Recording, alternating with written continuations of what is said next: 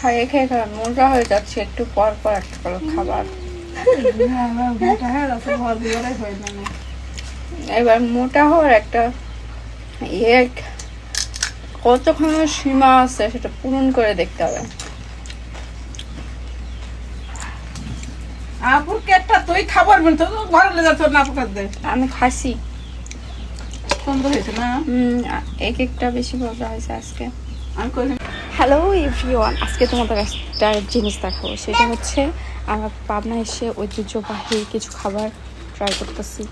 এটা নিজেদের বানানো পিঠা, নাসার কেক। এই যে পিঠা মধ্যে চুপিয়ে তারপর এখানে দিতে হয়, এই যে এমন হয়ে যায়।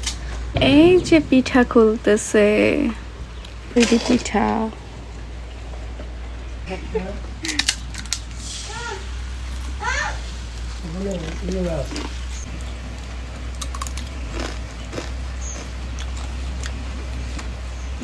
তোলো না এখন দেখা করো না।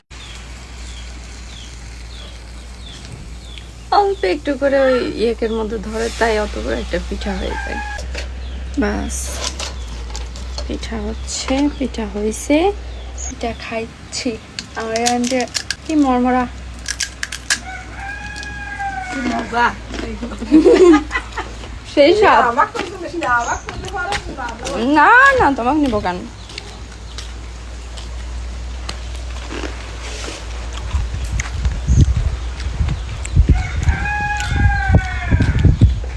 খাইতে খাইতে মোটা হয়ে গেছি, আরো মোটা হচ্ছে।